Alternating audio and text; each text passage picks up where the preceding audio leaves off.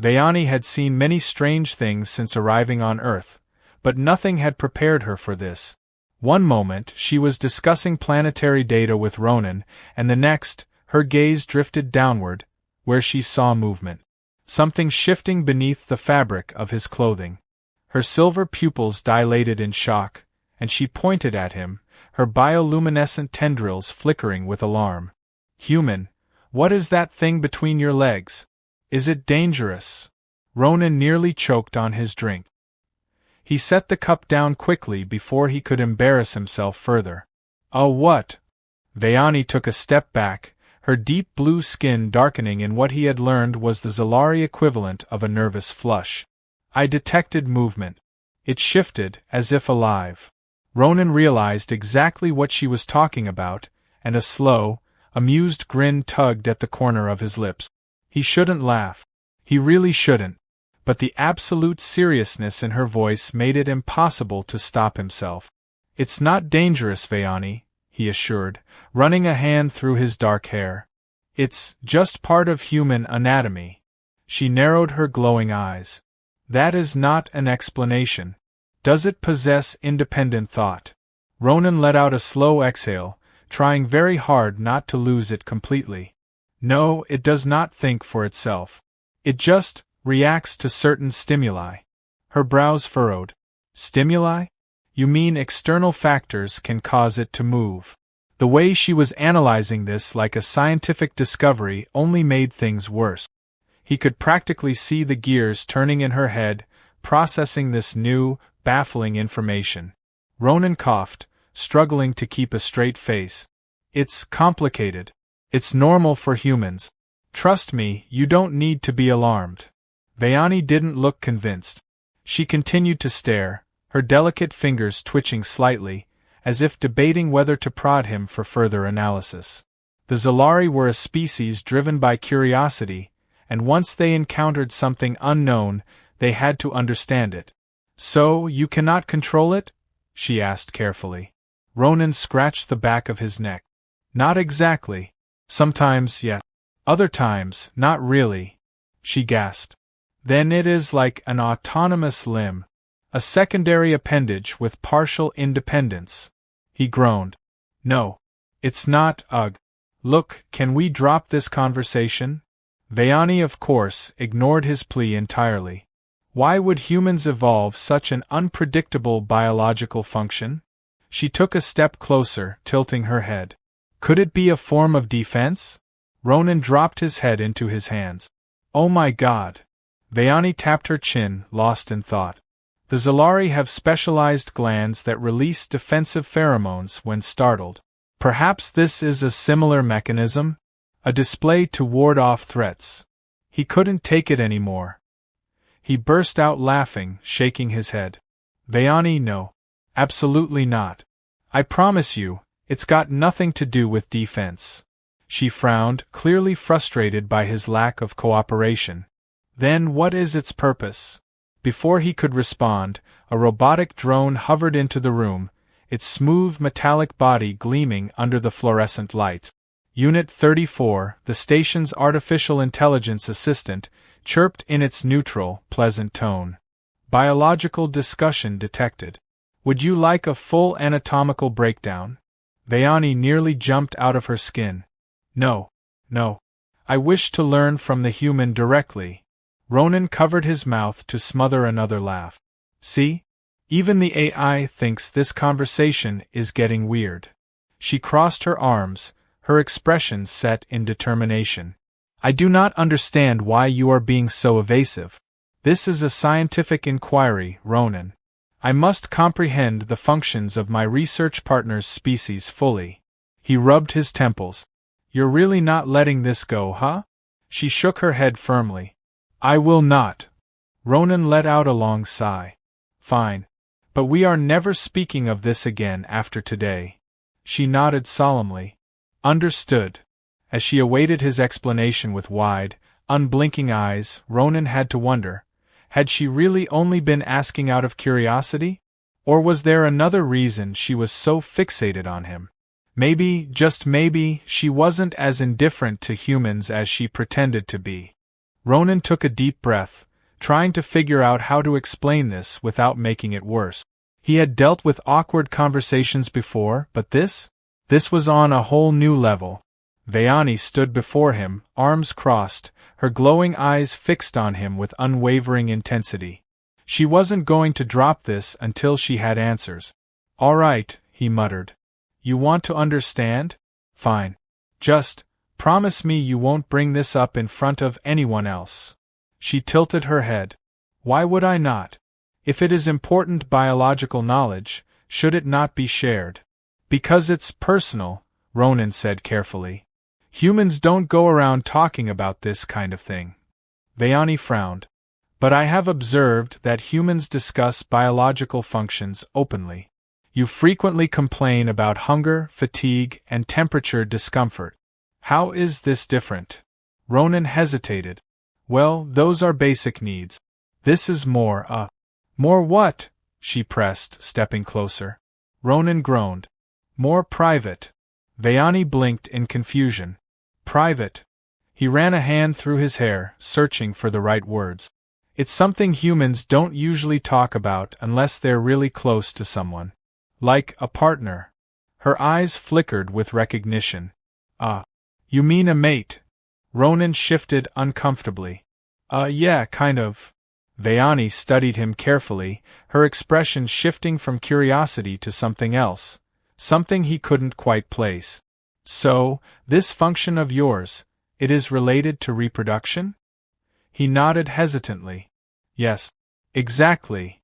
Understanding dawned on her face. So, it activates when you are selecting a mate." Ronan nearly choked on his own breath. "What? No. That's not, well, not always." Her brows furrowed. "Then when does it activate?" Ronan wished the ground would swallow him whole. "It's not that simple. Sometimes it happens randomly. Sometimes because of, thoughts.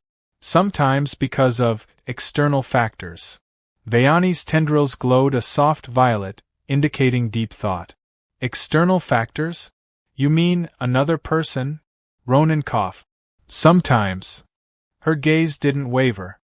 "Has it ever happened because of me?" His brain stalled. He stared at her, completely unprepared for the question. His mouth opened, but nothing came out.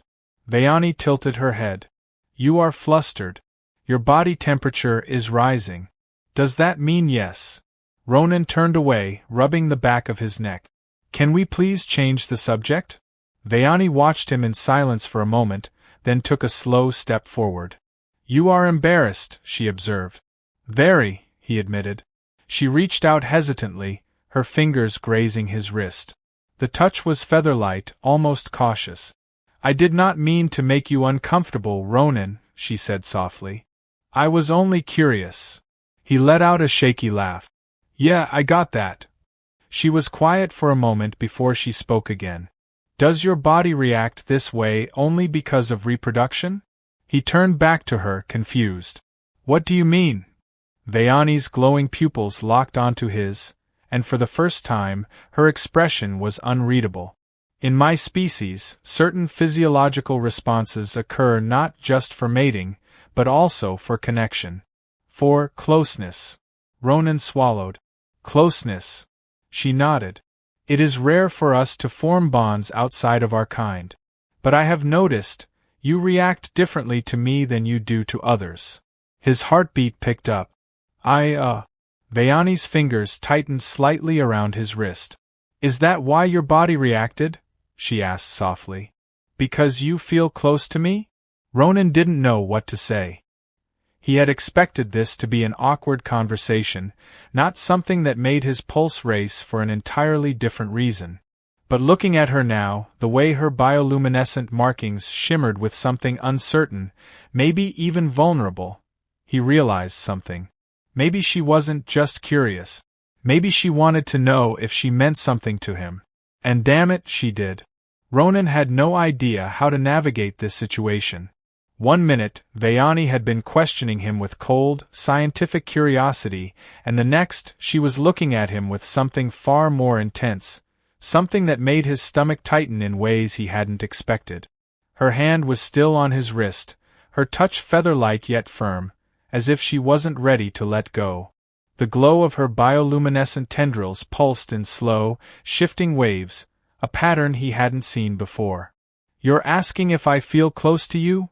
he finally said, his voice quieter than before. Vayani nodded. "It is unusual for my kind to experience such a connection outside our species. But I feel it. And I believe you do as well." Ronan swallowed hard. He had spent weeks working alongside her in the research station, watching her adapt to human customs, asking endless questions, getting frustrated when things didn't make logical sense to her. And somewhere along the way, he had stopped seeing her as just another alien scientist and started seeing her as her. A woman who fascinated him. A woman who, right now, was looking at him like she was trying to understand something deeper than just biology. He hesitated, unsure if he should even admit it. "Yeah," he finally murmured. "I do." Vayani's eyes flickered, her fingers tightening slightly around his wrist. "Then tell me, Ronan, what does that mean for us?" He exhaled, shaking his head with a soft chuckle. "You don't mess around, do you?" Her brows furrowed. "I do not understand. Is this not something we should discuss?" "It is," he said quickly. "It's just, humans usually take their time with these things. We don't always just come out and say it." She tilted her head. "That seems inefficient." Ronan laughed. "Maybe. But it's part of how we figure things out." Vayani was quiet for a moment, then she stepped closer, her warmth radiating against him. "Then let us figure it out," she said softly. His breath caught. She was standing so close now, her glowing eyes searching his, her touch still warm against his skin. He could feel the steady rhythm of his own heartbeat loud in his ears. "How do humans show closeness?" she asked. "How do they express attraction?" Ronan wasn't sure if she was testing him, or if she genuinely wanted to know. Maybe both. So instead of answering with words, he did something bold. Slowly, carefully, he reached out and brushed his fingertips against her cheek. Her skin was impossibly soft, cool to the touch, but warming beneath his hand. Her breath hitched, and her tendrils flickered in a way that sent a strange thrill through him. "Like this," he murmured.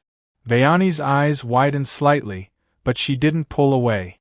Instead, she leaned into his touch, her lips parting in silent understanding. "And if I wish to return it?" she asked. Ronan's pulse raced. "Then you do this." He leaned in just enough to close the distance between them, his lips barely brushing against hers in a tentative, uncertain kiss. For a second, neither of them moved. Then, just as hesitantly, Vayani responded. Her hands rose to rest lightly against his chest, her touch feather-soft but deliberate. Her bioluminescence flared in brilliant colors, shifting in hues he had never seen before. When he finally pulled away, she blinked up at him, her expression unreadable. "I see," she whispered. "This is what closeness feels like to humans." Ronan swallowed hard. "Yeah." She studied him for a long moment, then a small, almost shy smile tugged at her lips. "I think I like it." Vayani's words lingered in the air between them, weighty yet gentle, like a new discovery neither of them had fully grasped yet. Ronan's heart was still racing, his body hyper-aware of the way she was looking at him now, not with the detached curiosity of before, but with something softer, something deeper. Her tendrils pulsed in slow, mesmerizing waves, their glow shifting in a way that almost reminded him of the way humans blushed. "You like it?" he echoed, his voice quieter than before. She nodded. "It is new to me. But not unpleasant. There is warmth in it. A sensation of being connected." Ronan swallowed. "That's kind of the point." Vayani tilted her head, considering his words. Then, without hesitation, she pressed her palm against his chest, feeling the steady rhythm of his heartbeat. Her glowing pupils dilated slightly. "Your heart beats faster when I am close," she observed. "Yeah," Ronan admitted. "That happens when humans feel things." Her lips parted slightly. "I caused this reaction in you?" He let out a breathless chuckle. You really need me to say it? Vayani searched his eyes, then, after a moment, she seemed to reach a decision. Her hands moved from his chest, trailing up to touch his face. Her fingers were cool at first, but they warmed quickly against his skin. Ronan, she said softly, his name rolling off her tongue in a way that sent a pleasant shiver down his spine. If this is what humans call attraction, then I believe I am experiencing it. His breath caught. Vayani, brilliant, inquisitive, sometimes frustratingly logical Vayani, was admitting she felt something for him. You're sure? He asked, not because he doubted her, but because he knew how new all of this was for her. She nodded. My people do not experience emotions in the same way humans do. But I have felt something different since meeting you. At first, I thought it was simply curiosity, an eagerness to understand your species.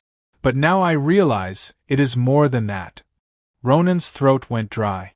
Vayani. She leaned in, so close he could feel the faintest warmth of her breath. You are the first human I have felt this with, she admitted. And I wish to understand it more. His resolve crumbled. With a quiet, almost shaky breath, he cupped her face in his hands and kissed her again. This time, it wasn't hesitant, it was deep, lingering, filled with all the emotions he hadn't been able to put into words. Vayani let out a soft sound, almost a sigh, as she melted into the kiss. Her fingers tightened in his shirt, pulling him closer, and her bioluminescence flared in brilliant shades of violet and gold. When they finally parted, she looked at him with wide, breathless wonder. I wish to do that again, she whispered. Ronan chuckled, brushing his thumb over her cheek. We've got time. Her gaze softened. Then I wish to spend that time with you. And just like that, the line between curiosity and something far deeper had disappeared entirely.